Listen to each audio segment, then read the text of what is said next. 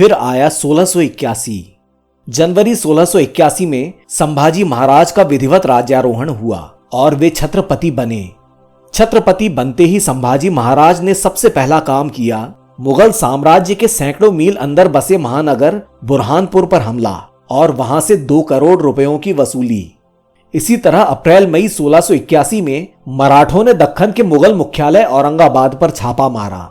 तभी नासिक के पास एक मराठा सेना को भगाते भगाते मुजफ्फर खान धर्मपुर तक चला गया, जहां उसकी मराठों से मुठभेड़ हुई।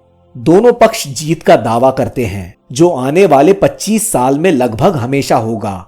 जून 1681 में जोधपुर के सेनापति वीर दुर्गादास राठौड़ औरंगजेब के बागी बेटे राजकुमार अकबर को सम्राट बनाकर महाराष्ट्र ले आए।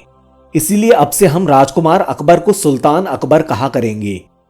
दुर्गादास जी जोधपुर की आजादी की लड़ाई में और सुल्तान अकबर के लिए दिल्ली का तख्त जीतने के लिए संभाजी महाराज का समर्थन चाहते थे, क्योंकि कुछ ही महीनों पहले जनवरी 1681 में औरंगजेब ने राजपूताना में इनका विद्रोह दबा दिया था। संभाजी महाराज और सुल्तान अकबर महीनों तक नहीं मिले। बरसात के दिन थे। सुल्तान अकबर को झोपड़ी में रहना मुश्किल जा रहा था। संभाजी महाराज की दृष्टि से देखें तो वो किसी अजनबी पर अचानक से भरोसा कैसे कर सकते थे, और वो भी औरंगजेब के लाडले बेटे पर। दूसरी बात, संभाजी महाराज एक स्वतंत्र सार्वभौम शासक थे। उन्हें अपना वर्चस्व और स्वतंत्रता दिखाना भी जरूरी था। खैर, सितंबर 1681 में औरंगजेब ने सुल्तान अकबर को पकड़ने के लिए और मराठों और दक्खन की दोनों सल्तनतों को कुचलने के लिए दक्खन पर चढ़ाई कर दी।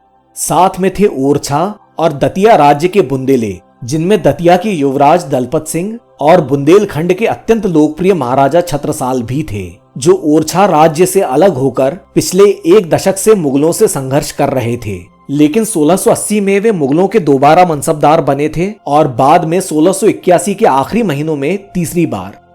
नवंबर 1681 में आखिरकार संभाजी महाराज, दुर्गादास जी और सुल्तान अकबर मिले।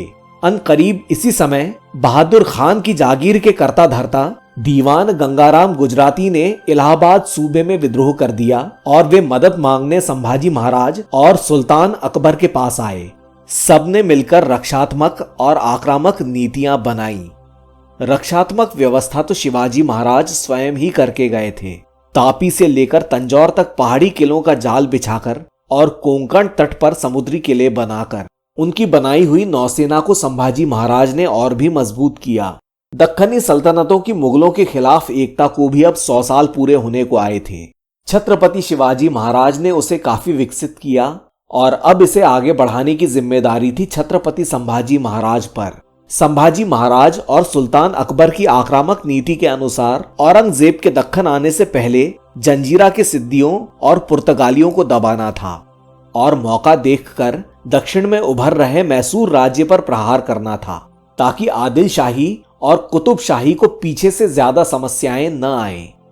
औरंगजेब का ध्यान बांटने के लिए पूरब में दीवान गंगाराम गुजराती के साथ 10,000 मराठों को भेजकर बिहार पर कब्जा करके बंगाल पर हमला किया जाता और औरंगजेब के दक्खन पहुंच जाने के बाद शाही दरबार का उत्तर से संपर्क काट दिया जाता, जितने में सुल्तान अकबर और दुर्गादास जी गुजरात और अजमेर के रास्ते जाकर दिल्ली पर कब्जा कर लेते।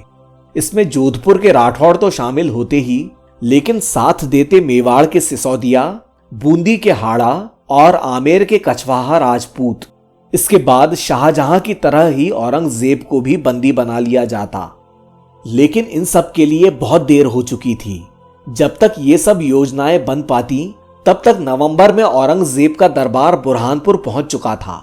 औरंगजेब ने बुरहानपुर पहुंचते ही तुरंत बगलान के किलों को जीतने के लिए शहाबुद्दीन खान को भेजा, जो भविष्य के हैदराबाद के पहले निजाम आसफ जहां के पिता थे।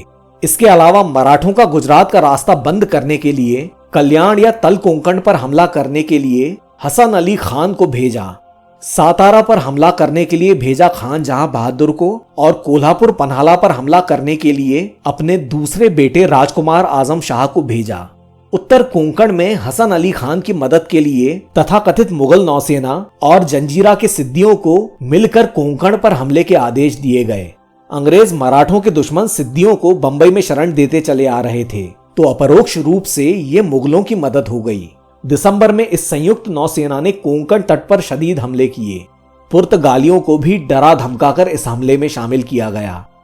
इसके जवाब में संभाजी महाराज ने जमीन पर हसन अली खान को टक्कर देने के लिए सेना भेजी और सुल्तान अकबर के साथ मिलकर तुरंत जंजीरा को घेरा डाल दिया। लगभग इसी समय मराठों ने अहमदनगर पर भी छापा मारा। इसके पीछे संभाजी महाराज का एक भावनात्मक व्यक्तिगत कारण बताया जाता है जो अत्यंत विवादास्पद है। इस तरह से 1681 भी बीत गया।